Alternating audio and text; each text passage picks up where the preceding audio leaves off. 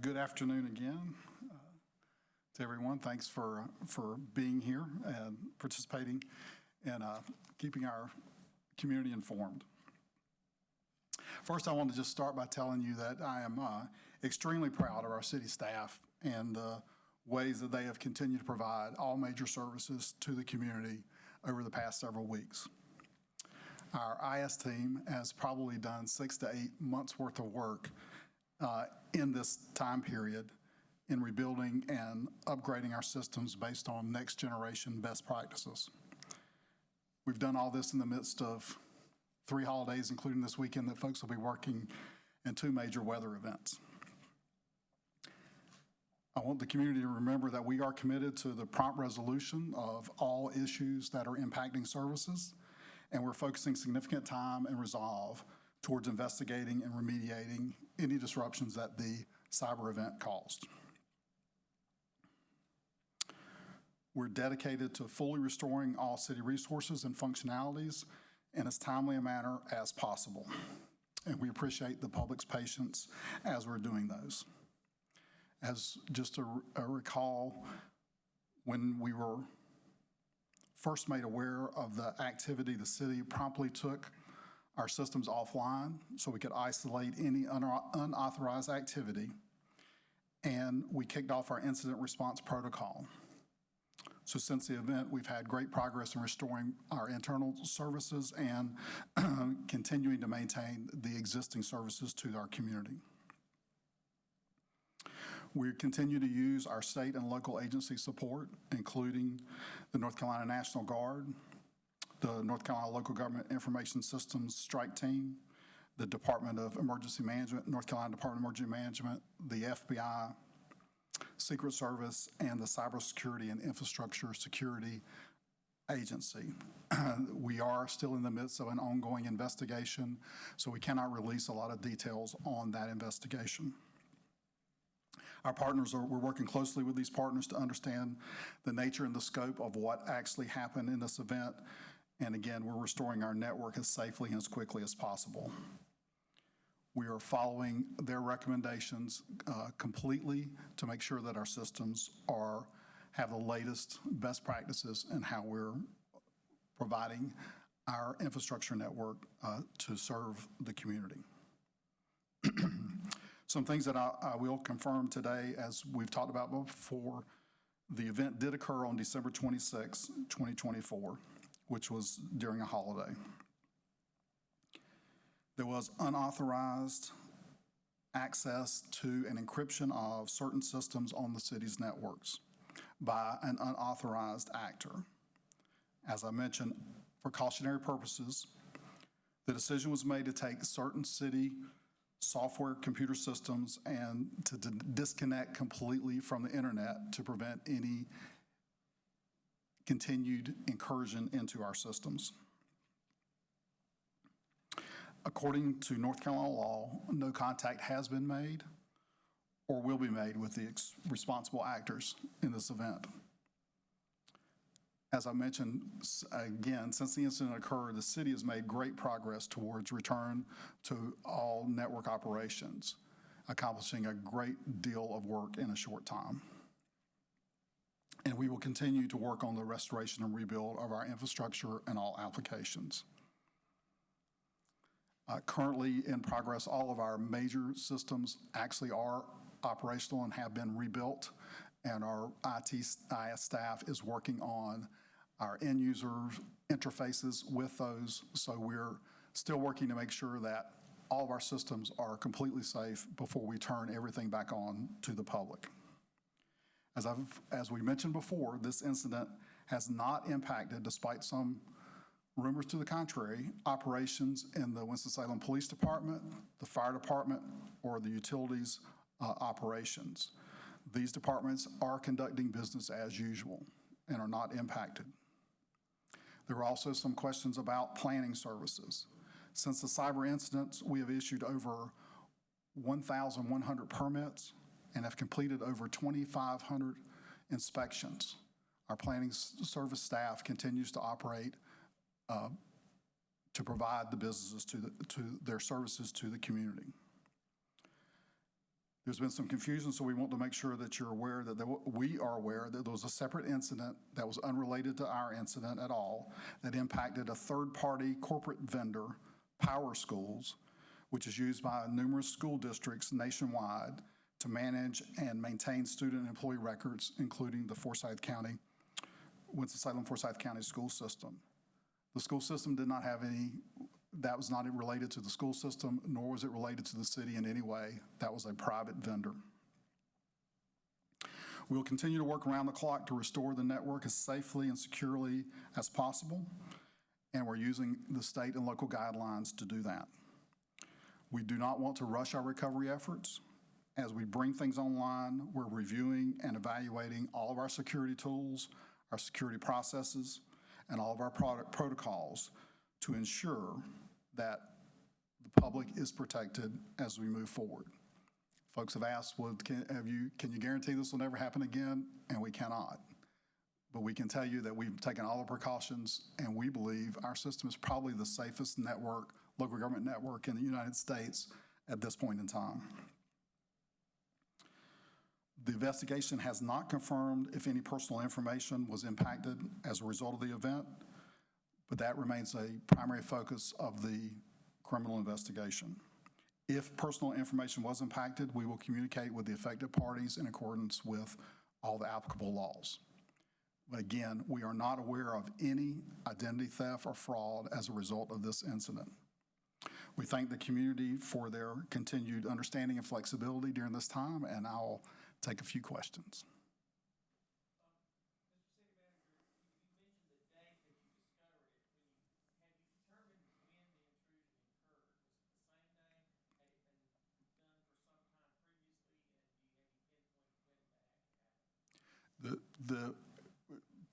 Again, all of that's part of the investigation of what's going on. What we have pinpointed is that on the 26th was the date that we had activity on our network that was deemed unauthorized, that was creating concerns that we needed to shut the system down.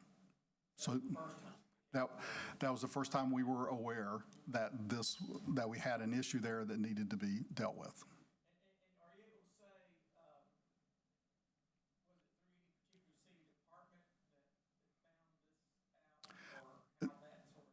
No, it actually, when the systems went down, it affected multiple parts of our system, so that there was several different departments that actually were seeing problems with their interactions on that day. So again, that's part of the investigation as to how that actually happened, but it was discovered in multiple ways. So it sounds like it's not just a case that you took everything down. Some things were made inoperable by the intrusion, and then you took everything down. Is that correct?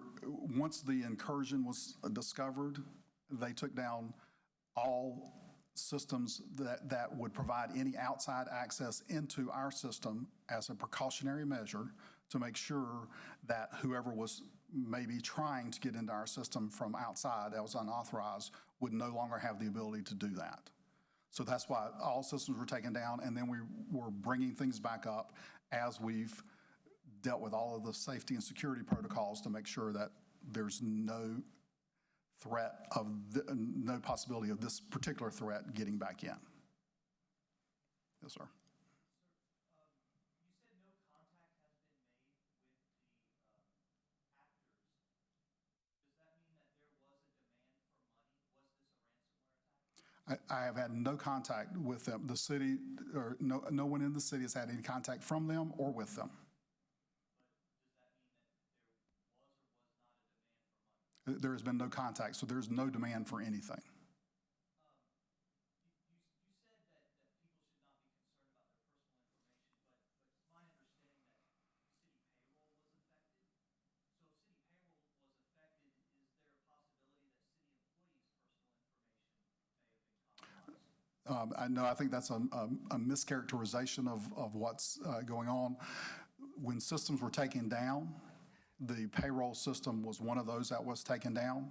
So the city, our team in finance and HR and all of our timekeepers are in the various departments are working diligently to get all of our information for payroll in the systems that we have. But the last payroll that we did, we ran a payroll, the previous payroll, we basically duplicated that for our employees so that they would be paid. And then this week, we're working on getting that payroll into our system. So it wasn't that I don't have any information that the payroll was impacted by anybody outside of our organization, but with the systems down, that made it difficult to run a payroll. And so we had to run it as a alternate method, and then it's being corrected this week. Are bills being generated? Like there are folks in the community who are saying that they're not getting or receiving water bills or other utility bills. To my knowledge, all the utility bills are being generated, but I have to double check on that one. And on the utility bills, then again, there's a variety of ways for people to pay those utility bills. Send a check. You can come by if you're paying cash. You can come to the cashier's office. So there's plenty of ways for people to pay their utility bills. But as we've stated on numerous occasions, at this point, we're not adding any late fees or turning off services to people that may have been caught up as typically we're paying online, and then we're not able to do so at this time. And are you able to determine water usage so that you can like accurately bill someone for water usage right now, or has that been disrupted as well? To my knowledge, we can still read all the water meters. Okay. So if somebody does want to pay a bill and they go ahead and pay a bill, since the system is down, how are you taking care of that to ensure that people want to know that their bill is being paid and they're not going to get something in the mail later on saying that they didn't pay this bill when in actuality they did come to pay it in person? If you come and pay it in person, you will actually get a receipt that you can take with you that will prove you paid. Speaking on preventative measures, are you guys looking to hire another third party, anti-ransomware, anti-cyber event, We already have cyber security insurance, and so we have a team of folks that are working with us that are helping with this cyber event and would help with any future cyber event that takes place. So that's already in place, and that was a part of our protocols. So going forward, you're keeping the same system in place in hopes that this doesn't happen again? No, I think that's a mischaracterization as well. The systems that we have in place right now have all been completely rebuilt and upgraded. So we're a large, complex organization, so there was a lot of systems that were out there.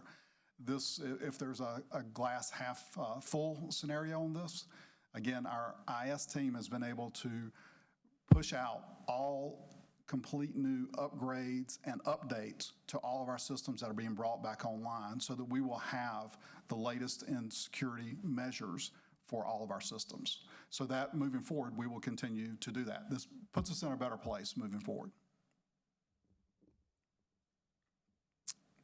Any other questions?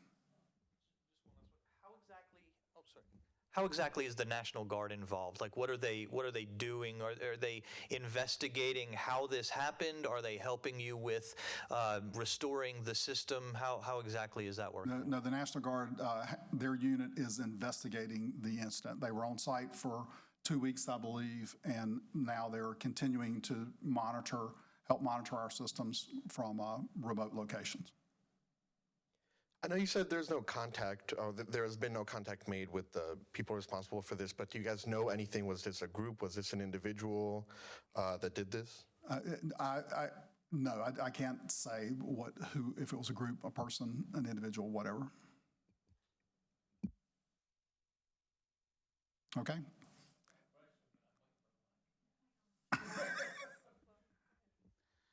How has this impacted, internal works for the city? How are you guys still keeping business moving? All of our city departments have a various continuation of operations plans. So for the most part, the impacts of this are internally being seen by folks trying to conduct their internal business. So we have limited amount of impacts to the public at large. So our employees are doing the things that they need to do to make sure that they can continue to keep business going. In some cases, that means that they're doing more manual recording of information that's being processed, or as I said, payments coming in. They're giving written receipts back to individuals where we would have had to been able to print those. So it's more time and effort on the part of our individual employees to do that. Yes. How much is this costing the city to, investigate, to replace systems, buy new software, bring in experts? It sounds like it could be adding up to be a pretty expensive operation. We do not have any specific information now on how much it's, what the cost is of dealing with this event. So I don't have any information to share yet at this point in time. As I mentioned, we do have cyber insurance, so that will help cover some of our costs, or maybe all of our costs that are ongoing with this. Our folks are tracking all of the information on what efforts we're making, what expenditures we have to make to deal with this, and so that'll be a part of our settlement with our cyber insurance. And as system, are you planning to put systems back on or parts of the web back on as they get fixed, or do you plan sort of like a general grand rollout? And sort of as a follow-up to that, if you are putting things on gradually, are you planning some sort of update on the splash page that you get to say, okay, this is now running, that's now running? Yeah, absolutely. The website has continued to be operational this whole time, so people can go to the website and get information on city services. There are certain components of the website that are not available, like online payment. But the website itself is up and is running, and we're continuing to provide updates as they become available on what's going on. And as systems are brought back online, we will make a release to let you know about those that have come back online, and to hopefully help us let the residents, public know what's going on. What's been the hardest thing to sort of do manually now that, that you've had to sort of switch back maybe to some old-fashioned system? For me, it's lack of having access to a printer readily available at my desk. So I've got to do a workaround to get things printed off that we have to do. Probably the most difficult thing is routing around things that have to have multiple signatures, and working on just processes that we've automated that now you have to go back to remembering how we've done them for decades in the past as manual operations. Some of our younger colleagues may not have had to do that, but that's what I had to do when I started in this business. All right. Thank you all for coming and helping us keep our public informed. Thank you very much.